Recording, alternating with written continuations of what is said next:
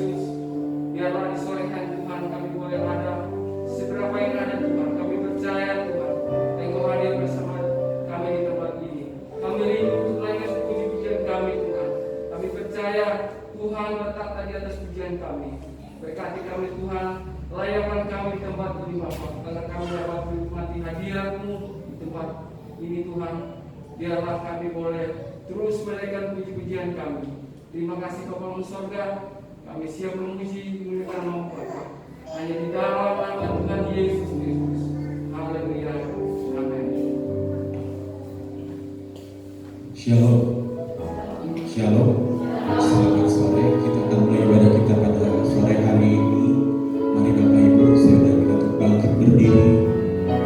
Sore ini kita tinggikan Dia, agungkan Dia, Raja di atas segala raja. Karena Dia sungguh baik, amat baik, sangat baik buat saya dan saudara.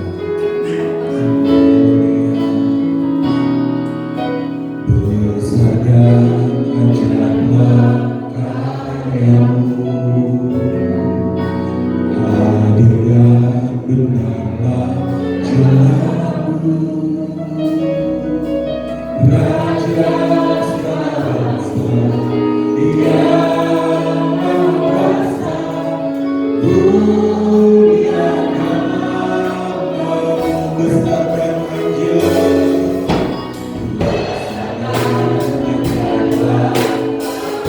adil dan benar.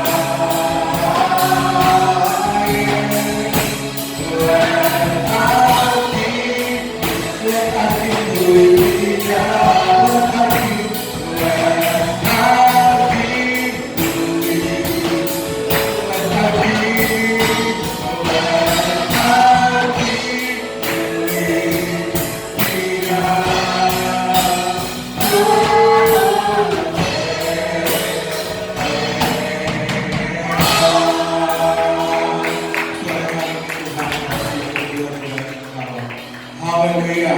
Amin. Shalom. Belum kedengaran. Shalom. Haleluya. Haleluya. Haleluya. Puji Tuhan. Haleluya. Haleluya. Amin. Kasih tos dari jarak jauh ke kanan itu. Amin. Haleluya. Tak pernah.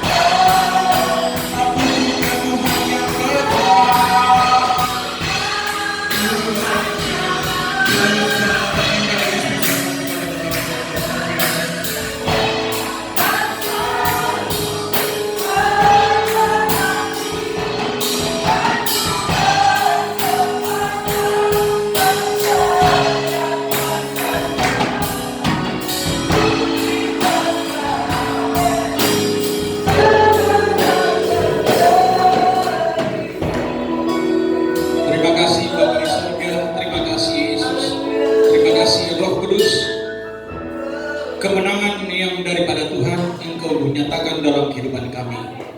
Terima kasih Tuhan Yesus, kami sudah memuji, memuliakan akan nama-Mu. Saatnya kami akan baca dan mendengarkan kebenaran firman Allah. Pakai dan urapi hamba-Mu, urapi kami semua. Dalam nama Tuhan Yesus Kristus. Haleluya. Amin. Puji Tuhan, Shalom. Salam sejahtera dalam kasih Tuhan kita Yesus Kristus. Mengucap syukur, berterima kasih kepada Tuhan. Sore hari ini kita kembali mendengarkan kebenaran firman Allah. Kita buka Alkitab kita di 2 Tawari pasal 20 ayat 5 sampai ayatnya yang ke-12. 2 Tawari pasal 20 ayat 5. Ya, saya bacakan. Lalu Yosafat berdiri di tengah-tengah jemaah Yehuda dan Yerusalem di rumah Tuhan, di muka pelataran yang baru, dan berkata, "Ya Tuhan Allah nenek moyang kami, bukankah Engkau Allah di dalam sorga? Bukankah Engkau memerintah atas segenap kerajaan bangsa? Kuasa dan keperkasaan ada di dalam tangan-Mu, sehingga tidak ada orang yang dapat bertahan melawan Engkau." Ayat 7, "Bukankah Engkau Allah kami yang menghalau penduduk tanah ini dari depan umat Israel dan memberikannya kepada keturunan Abraham sahabatmu itu untuk selama-lamanya? Lalu mereka mendiami tanah itu dan mendirikan bagimu tempat kudus untuk namamu.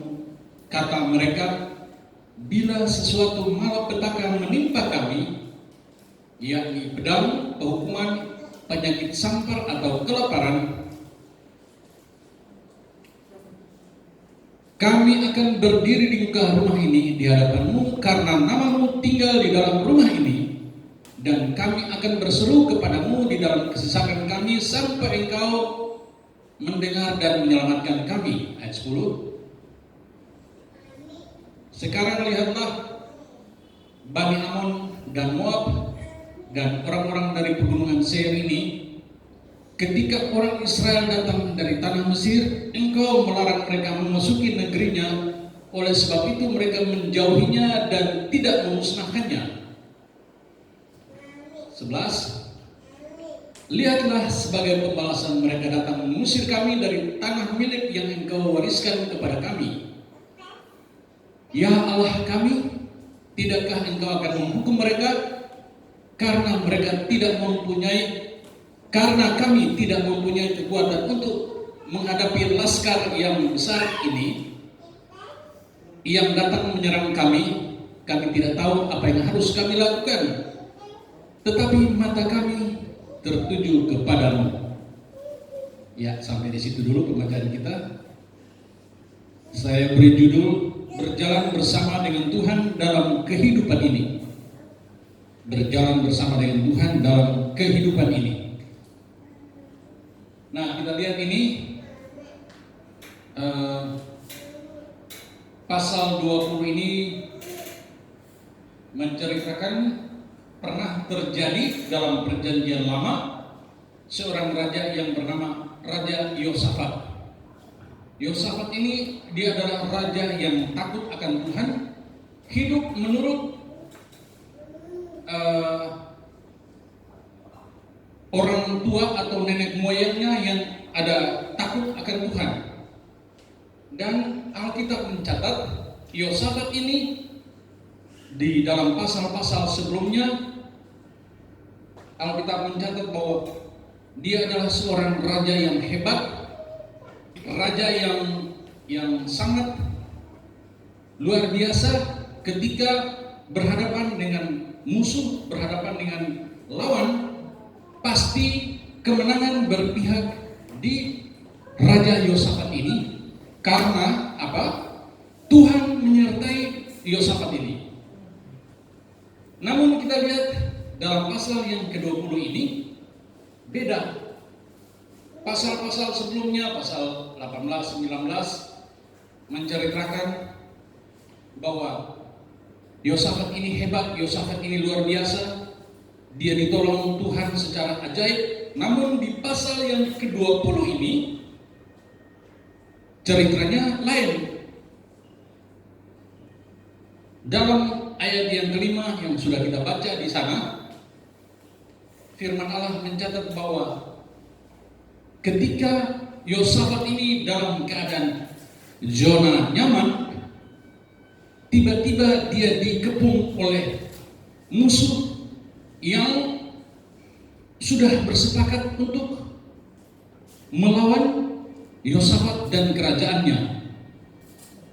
Padahal pasal-pasal 18 dan 19 dikatakan bahwa tidak ada satu negeri pun, tidak ada satu kerajaan pun pada saat itu yang bisa bertahan menghadap atau berperang melawan kerajaan Yosafat. Yosafat pasti keluar sebagai pemenang. Namun kita lihat di pasal yang ke-20 ini, Alkitab mencatat bahwa ketika Yosafat dalam keadaan nyaman, tiba-tiba ada 3 kerajaan yang bersepakat untuk menyerang kerajaan Yosafat ini. Dan 3 kerajaan ini bukan kecil-kecil, tetapi kerajaan besar. Yang pertama kerajaan Moab, Amon, dan pegunungan Seir. 3-tiganya ini maju berperang melawan Yosafat. Nah, ketika Yosafat dia mendapat berita bahwa dia mau diserang oleh 3 musuh yang sudah bersepakat untuk menyerang Yosafat, dia tahu dia seorang yang takut akan Tuhan, hidup menurut ketetapan yang diberikan oleh Tuhan, bahkan dia hidup menurut rasa takut akan Tuhan, sama seperti nenek moyang dia, pendahulu dia, bahwa takut akan Tuhan adalah yang utama dalam hidupnya. Sehingga ketika dia di dalam zona nyaman, ketika dia aman-aman, lalu tiba-tiba dia mau diserang oleh 3 pasukan atau 3 kerajaan yang sudah bersepakat untuk menyerang dia, tentu dia ada punya pengalaman pribadi dengan Tuhan. Nah, ini juga menjadi pelajaran bagi kita sebagai gereja Tuhan, ya. Tidak selamanya di jalan tol itu mulus atau aman-aman, pasti ada kalanya ada celaka. Nah, orang yang ada di dalam Tuhan sama seperti Yosafat ini juga tidak selamanya dia di zona nyaman. Ketika dia dalam keadaan merasa aman, merasa damai, tiba-tiba dia diserang. Tetapi pada saat dia mau diserang, dia punya pengalaman yang lalu bersama dengan Tuhan. Itu sebabnya ketika ada musuh di depan, dikatakan ada 3 musuh, 3 kerajaan yang berbeda yang bersepakat, mungkin satu di depan, satu di kiri, satu di belakang, atau di belakang sudah sepakat untuk menyerang dia. Tetapi kita lihat Yosafat ini, walaupun secara manusia Alkitab mencatat bahwa dia dalam keadaan takut, tetapi dia ingat pengalaman dia di waktu yang lalu. Pengalaman dia bersama dengan Tuhan, bagaimana ketika dia menaruh harap kepada Tuhan, ketika dia percaya kepada Tuhan, Tuhan tolong, Tuhan luputkan, Tuhan menyatakan pertolongannya secara ajaib, maka saat ini pun Tuhan pasti tolong secara ajaib juga. Nah, itu sebabnya ketika dia diperhadapkan dengan masalah seperti itu, Yosafat tidak mencari bantuan kepada manusia atau kepada negara lain atau kerajaan lain, tetapi dia datang kepada Tuhan. Alamat yang tepat adalah dia datang kepada Tuhan. Itu sebabnya dalam ayat yang kelima dia katakan begini, ayat 4, dan Yehuda berkumpul untuk meminta pertolongan daripada Tuhan. Mereka datang dari semua kota di Yehuda untuk mencari Tuhan. Lalu Yosafat berdiri di tengah-tengah jemaah Yehuda dan Yerusalem di rumah Tuhan, di muka pelataran yang baru, dan berkata, ya Tuhan, Allah nenek moyang kami, bukankah Engkau memerintah atas segenap kerajaan bangsa? Kuasa dan keperkasaan ada di dalam tangan-Mu, sehingga tidak ada orang yang dapat bertahan melawan Engkau. Nah, dalam keadaan terjepit, dalam keadaan tidak berdaya, dalam keadaan entah secara manusia mau buat apa lagi, dia datang kepada Tuhan. Dia datang bukan hanya dia sendiri, tetapi dia bersama umat Tuhan, orang yang percaya. Mereka berkumpul, lalu Alkitab mencatat bahwa dia berdoa kepada Tuhan. Dia mengakui bahwa Tuhan itu adalah segala-galanya dalam kehidupannya. Ayat yang ke-6 dia katakan bahwa, ya Tuhan Allah nenek moyang kami, bukankah Engkau Allah di dalam sorga? Bukankah Engkau memerintah atas segenap kerajaan bangsa? Kuasa dan perkasaan ada di dalam tangan-Mu, sehingga tidak ada orang yang dapat bertahan melawan Engkau. Dia mengakui keberadaan atau kuasa Allah itu jauh lebih dari segala-galanya. Ketika ada musuh, ketika situasi, keadaan lingkungan tidak bisa diharapkan, dia mengagungkan Tuhan. Dia berkata bahwa Tuhan hebat. Tidak ada satu bangsa pun yang bisa bertahan berhadapan dengan kuasa Tuhan. Dia katakan bahwa Tuhan lebih, kuasa Tuhan jauh lebih di atas segala-galanya. Dia akui keberadaan Tuhan. Lalu ayat yang ke-7 dikatakan begini, bukankah Engkau Allah kami yang menghalau penduduk tanah ini dari depan umat-Mu Israel dan memberikannya kepada keturunan Abraham sahabatmu itu untuk selama-lamanya. Dia sampaikan pengalaman nenek moyang dia ketika nenek moyang sudah menceritakan bagaimana Tuhan berjanji memberikan tanah perjanjian, tanah Kanaan kepada bangsa Israel. Dia pegang itu dan dia sampaikan ketika di dalam ketidakberdayaannya, dia sampaikan kepada Tuhan. Lalu kita lihat dia sampaikan kepada Tuhan, dan Tuhan yang disembah oleh Yosafat, dia juga Allah yang tahu, dia adalah Tuhan yang tahu. Dia tahu yang lalu, dia tahu yang sekarang, bahkan yang akan datang dia tahu, dan dia sanggup merubah yang akan datang menjadi yang lebih baik. Yosafat, dia hanya berdoa, dan dengan penuh kepercayaan bahwa Tuhan yang dia sembah ini adalah Tuhan yang luar biasa. Tuhan yang menolong, yang sanggup, yang sudah menolong nenek moyangnya, yang menyatakan mujizatnya, pertolongannya, keajaibannya di waktu yang lalu. Keajaiban pertolongan Tuhan yang sama juga berlaku sampai ketika Yosafat berhadapan dengan musuh pada saat itu. Ini keyakinan Yosafat pada saat itu ketika dia berdoa kepada Tuhan. Dia percaya bahwa kuasa Tuhan masih tetap berlaku, baik dahulu, kemarin, maupun pada saat Yosafat diperhadapkan dengan masalah, dengan 3 musuh yang berbeda, yang bersekongkol jadi satu untuk menyerang kerajaan Yosafat. Yosafat dia tetap percaya bahwa kuasa Tuhan masih tetap berdaulat. kuasa Tuhan masih tetap berlaku.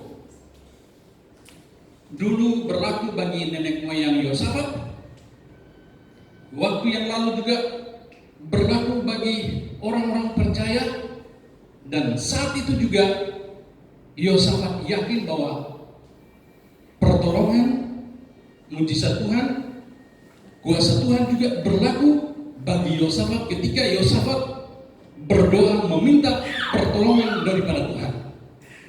Dan apa yang terjadi ketika Yosafat dia berdoa, Yosafat sampaikan ayat 11-12 bagaimana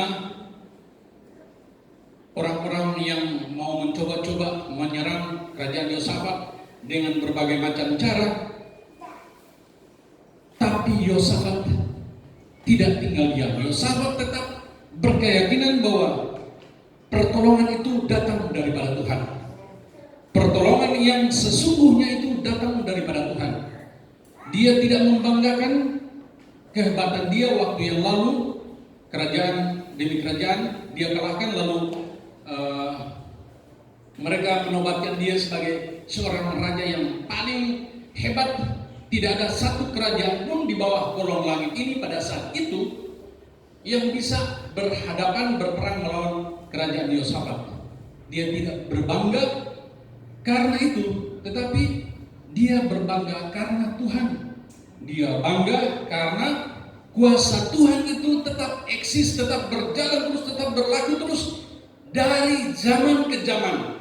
Dari zaman nenek moyang dia, dari zaman leluhur dia, sampai pada saat ketika Yosafat diperhadapkan dengan musuh, 3 musuh yang berbeda, Yosafat masih tetap percaya bahwa kuasa itu masih tetap berlaku. Dan kuasa itu yang sanggup memberikan kemenangan kepada Yosafat. Inilah yang menjadi keyakinan Yosafat pada saat itu. Dan apa yang menjadi keyakinan dia pada saat itu? Dia tahu bahwa pengalaman dia waktu yang lalu, pengalaman dia bukan di luar Tuhan, tetapi bersama dengan Tuhan ada perkara-perkara besar terjadi. Dia tetap mempercaya itu dan dia bawa terus sehingga ketika dia diperhadapkan dengan musuh yang berbeda, yaitu Amon, Moab, dan pegunungan Seir, dia tetap percaya kepada Tuhan. Tidak ada sedikit pun rasa khawatir, tidak sedikit pun rasa takut membayangi akan Raja Yosafat ini. Dia tetap percaya pada kehebatan kuasa Tuhan. Nah, ini sebagai pegangan bagi kita sebagai gereja Tuhan dalam keadaan situasi seperti bangsa dan negara kita. Kita lihat keadaan ekonomi juga agak sulit dan lain sebagainya, sulit dalam segala hal, ya, baik dalam keadaan bukan hanya bangsa kita saja tetapi mendunia. Dalam keadaan sama seperti ini, tidak menentu begini, jangan kita meragukan sedikit pun akan kuasa Tuhan. Jangan kita meragukan akan kebaikan Tuhan. Sebab firman Allah berkata bahwa kalau kita tetap ada di dalam Dia, maksudnya kita ada di dalam pemeliharaan Tuhan. Dia itu hebat di dalam Dia memelihara kita. Pemeliharanya itu nyata dalam kehidupan kita.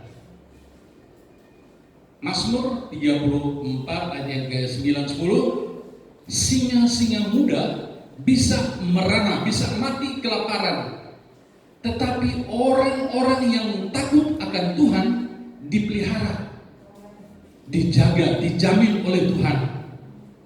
Apalagi orang yang berbuat bakti, beribadah kepada Tuhan, Tuhan pelihara. Yosafat ini dia tetap percaya, walaupun dalam keadaan secara manusia Tidak mungkin. Karena tiga musuh ini bukan bukan musuh kacang-kacangan. Tidak, tapi besar. Ya, sudah bersepakat. Dan matematikanya sudah pasti babak belur atau bukan, hancur-hancur ini Yosafat ini. Mau maju tetap hancur, berdiri di tempat juga hancur, mundur apalagi tetap hancur. Kalau bukan Tuhan yang menolong. Namun kita lihat di sini, Tuhan itu hebat. Tuhan yang kita sembah dalam Yesus Kristus, Dia ahlinya strategi berperang.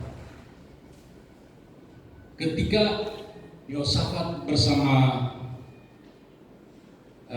jemaat Tuhan, mereka berpuasa, berdoa, mencari Tuhan, berkumpul, lalu bersekutu kepada Tuhan, berdoa sungguh-sungguh kepada Tuhan, firman Tuhan mendatang kepada Yosafat.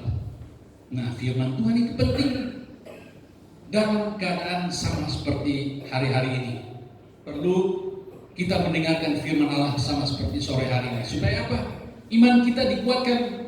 Kita tidak ragu untuk melangkah, kita tidak takut untuk melangkah dan lain sebagainya, karena kita punya kepastian yang jelas, yaitu di dalam Tuhan Yesus Kristus.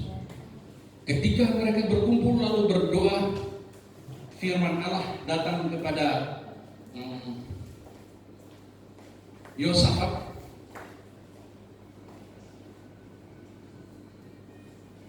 Dalam ayat yang ke-16 dikatakan begini, ayat 15. Dan berseru, camkanlah hai seluruh Yehuda dan penduduk Yerusalem dan tuanku Raja Yosafat. Beginilah firman Tuhan kepadamu, janganlah kamu takut dan terkejut karena laskar yang besar ini, sebab bukan kamu yang akan berperang, melainkan Allah. Ketika orang percaya mencari Tuhan, bersekutu kepada Tuhan, memuji, memuliakan nama Tuhan, meninggikan Tuhan, dan ada firman Allah yang luar biasa disampaikan, maka firman Allah datang. Jangan takut kepada dunia, jangan takut kepada yang mengepung kamu, jangan takut kepada tiga bangsa atau tiga suku atau tiga kerajaan yang besar. Sebab bukan kamu yang akan berperang melawan mereka, Tuhan yang berperang ganti kamu. Ayat yang ke-16, besok haruslah kamu turun menyerang mereka. Mereka akan mendaki pendakian Sis, dan kamu akan mendapati mereka di ujung lembah, di muka padang gurun Yeruel. Ayat 17, dalam peperangan ini tidak usah kamu bertempur, hai Yerusalem, hai Yehuda dan Yerusalem, tinggallah berdiri di tempatmu dan lihatlah bagaimana Tuhan memberikan kemenangan kepadamu. Janganlah kamu takut dan terkejut, majulah besok menghadapi mereka, Tuhan akan menyertai kamu. Kita lihat, ada kalanya perintah Tuhan itu bertentangan dengan logika manusia. Satu sisi dalam ayat yang ke-16, ayat yang ke-16 dan 16, firman Tuhan bilang begini, kamu harus turun menyerang mereka. Ini. Tetapi ayat 17, firman Tuhan datang lagi, nggak usah kamu serang, berdiri aja di tempat. Ya. Nah, ini perlu kita ada kepekaan dalam hidup kita. Kalau kita senantiasa bersekutu dengan Tuhan, Tuhan akan memberikan roh kepekaan kepada kita sehingga kita bisa, ada kalanya Tuhan suruh maju, tetapi ada kalanya Tuhan suruh jangan maju. Ya, kita harus peka. Nah, Yosafat tadinya ayat 16 maju saja, tapi ayat 17 bilang sudah tidak usah maju, berdiri aja di tempat. Yosafat akhirnya tidak jadi maju, tetapi berdiri di tempat. Dan apa yang dilakukan Yosafat ini? Seharusnya ini musuh sudah ada di depan, sudah pakai senjata lengkap, pakai perisai, pakai tombak, dan lain sebagainya. Nah, ayat 18 dan 19 ini, Yosafat karena dia bersekutu dengan Tuhan, karena dia suka datang kepada Tuhan, suka memuji Tuhan, suka menyembah Tuhan, suka berdoa, Tuhan kasih dia hikmat. Sudah, lawan itu pasukan yang sudah pakai senjata lengkap, dia bukannya pilih yang jago-jago berperang, mungkin ini kalau di Jakarta atau di Indonesia Kopassus, tapi ini Alkitab mencatat bahwa dia memilih tim pemuji yang memakai seragam pemuji. Kan bertentangan bukan dengan logika manusia. Pasukan harus dihadapi dengan pasukan. Tetapi inilah cara Tuhan. Yosafat dia memilih tim pemuji, ada beberapa yang berseragam lengkap pemuji, lalu mereka maju menghadapi pasukan yang berssenjatakan pasukan senjata lengkap. Apa yang terjadi? Firman Allah berkata bahwa ayat yang ke-21 mereka 20-21 mereka maju dan ketika mereka maju mereka menyanyikan pujian, ada pujian kepada Tuhan, ya, bersyukurlah kepada Tuhan sebab Dia baik, bahwasanya untuk selama-lamanya kasih setianya. Ketika pujian ini dinaikkan, tim pemuji ini menyanyikan pujian ini kepada Tuhan, Allah bertahta.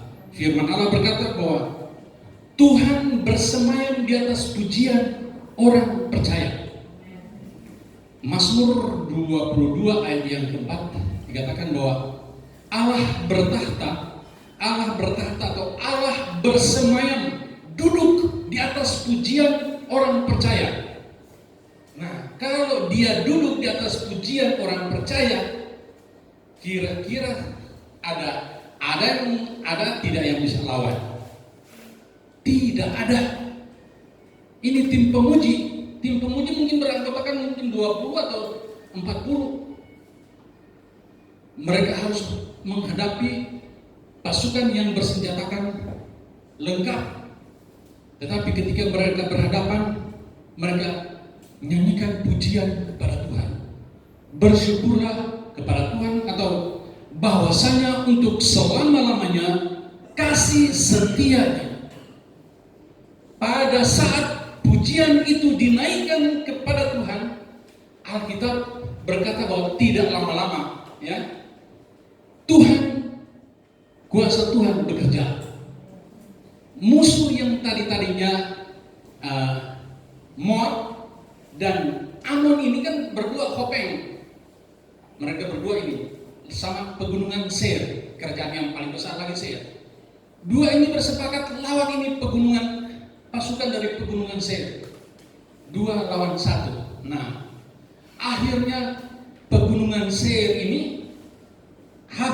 dibabat habis sama Amon dan Moab ini, pegunungan kerajaan Moab ini. Habis dua ini sepakat lawan pegunungan Seir. Pasukannya dibabat habis.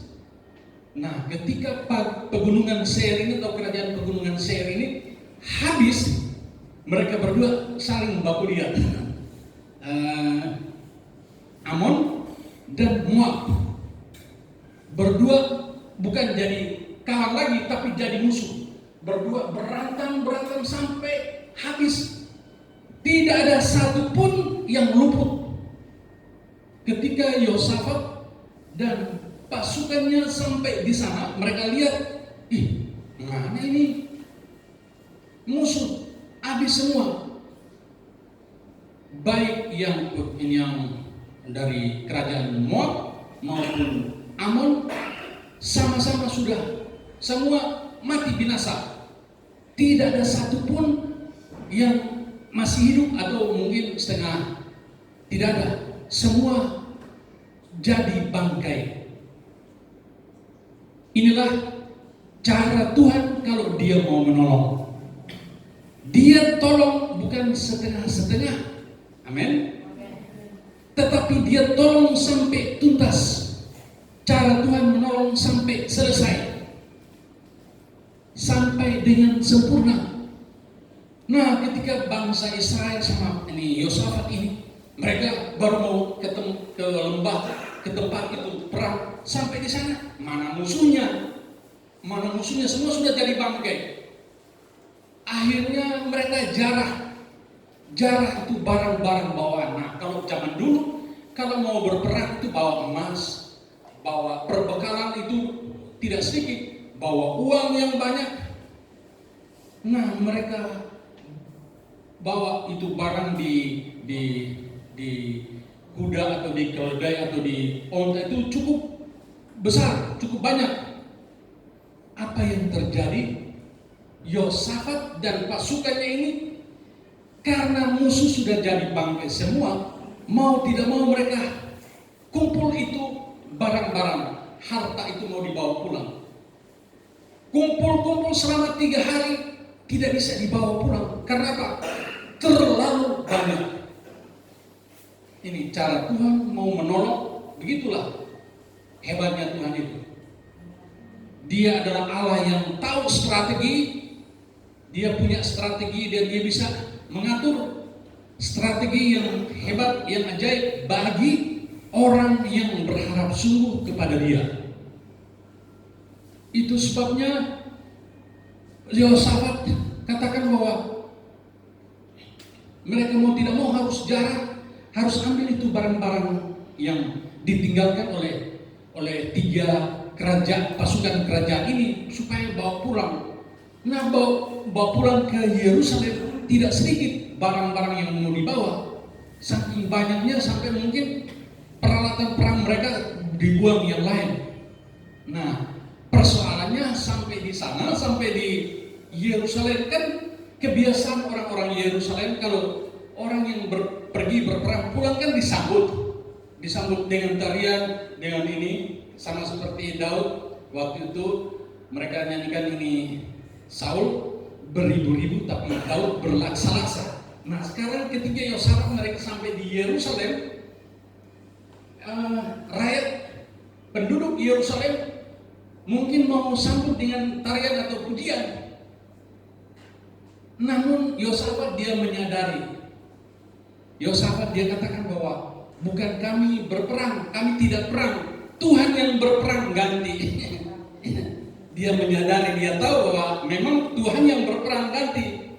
Kalau sampai pada saat itu Yosafat atau pasukannya bunuh 1 atau berperang lawan 5 atau 10 orang aja pasti mereka bangganya minta ampun. Tapi ini tidak. Mereka hanya pulang jarah itu bawa berkat aja, bawa pulang ke Yerusalem. Dan sampai di sana juga menyadari mereka ketika mau disanjung-sanjung, Yosafat dia katakan bahwa bukan kami yang berperang, tetapi Tuhan yang berperang ganti kami. Nah, ini menjadi kesaksian bagi Yosafat bahwa semua itu karena Tuhan. Kalau kita berjalan dengan Tuhan, maka pertolongan Tuhan itu nyata. Demikian juga kita sore hari ini sebagai gereja Tuhan yang ada di akhir zaman. Jangan kita ragu mengiring Tuhan. Jangan kita ragu untuk bersekutu kepada Tuhan. Jangan kita ragu untuk beribadah kepada Tuhan. Karena Tuhan adalah segala-galanya dalam kehidupan kita.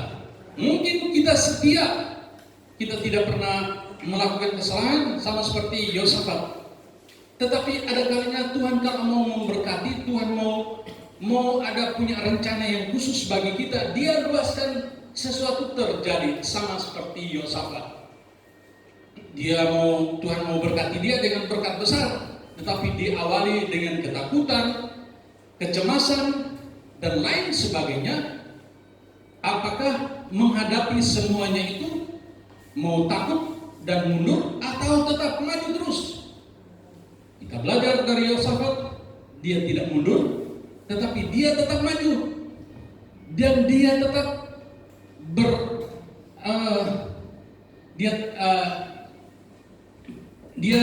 dia ikat pengalaman dia yang lalu. Dia tetap mengingat akan pengalaman dia waktu yang lalu. Dia katakan bahwa kalau Tuhan yang menolong di waktu yang lalu, baik kepada nenek moyangnya, maka dia adalah Allah yang sama, yang tidak akan berubah pertolongannya, dan pertolongannya itu sampai saat ini. Kalau Tuhan sudah menolong Yosafat dan kerajaannya, dia adalah Allah. Dia adalah Tuhan yang sama, yang sanggup menolong gerejanya, gereja Tuhan, khususnya gereja Tuhan ya, itu kita sore hari ini. Dia akan tetap menolong kita sehingga dalam situasi, dalam kondisi apapun, tetap kita percaya. Jangan kita ragukan sedikit pun akan kuasa Tuhan. Kuasa Tuhan tetap sama.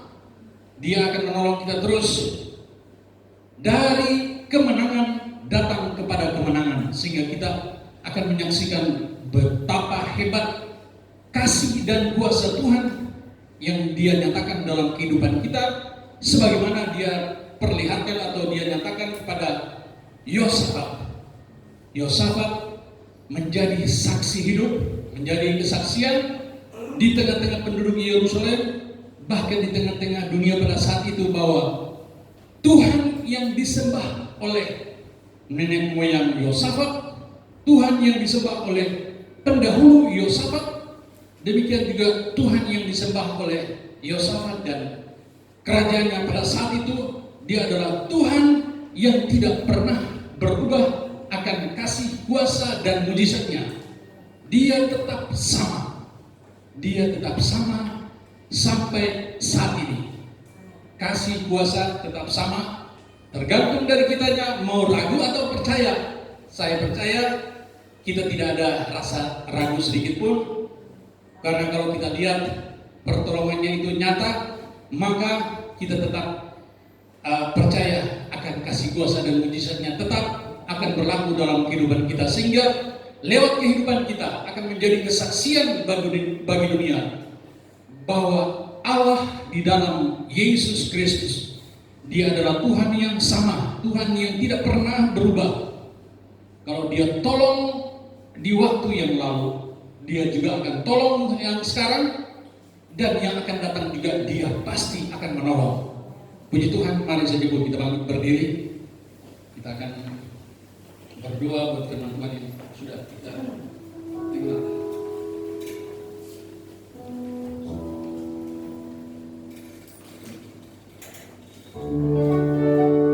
Sebab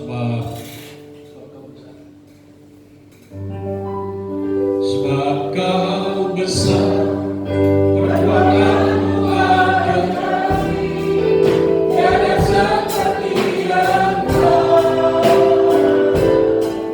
tiada seperti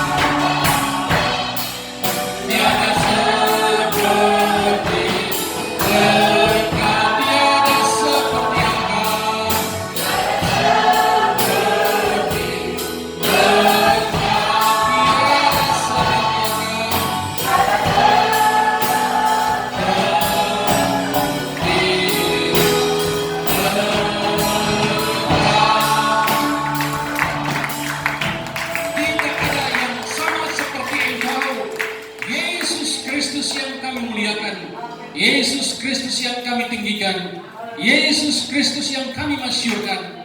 Engkau hebat, Engkau ajaib, Engkau dahsyat, Engkau luar biasa. Engkau yang kami sanjung, Engkau yang kami muliakan. Terima kasih Bapa buat firman-Mu sore hari ini. Pertolongan-Mu tidak pernah berubah sedikit pun. Dulu, sekarang, bahkan sampai selama-lamanya. Pertolongan-Mu itu tetap nyata. Dan biar hal itu terjadi bagi umat-Mu, bagi gereja Tuhan, bagi semua yang hadir pada sore hari ini. Tanamkan meteraikan firman-Mu. Kalau ada yang datang dengan tertutup jalan, Tuhan bukakan jalan. Yang memerlukan pertolongan Tuhan, mari Bapa, nyatakan pertolongan-Mu, nyatakan keajaiban-Mu, nyatakan belas kasihan-Mu. Yang tertutup jalan, Tuhan bukakan jalan. Yang lemah Tuhan kuatkan, yang susah Tuhan hiburkan. Bahkan yang ada di antara kami yang sakit, kami percaya bahwa oleh bilur Yesus, sakit penyakit kami Tuhan sudah tangguhkan di atas kayu salib. Kesembuhan yang daripada Tuhan sudah menjadi bagian umat.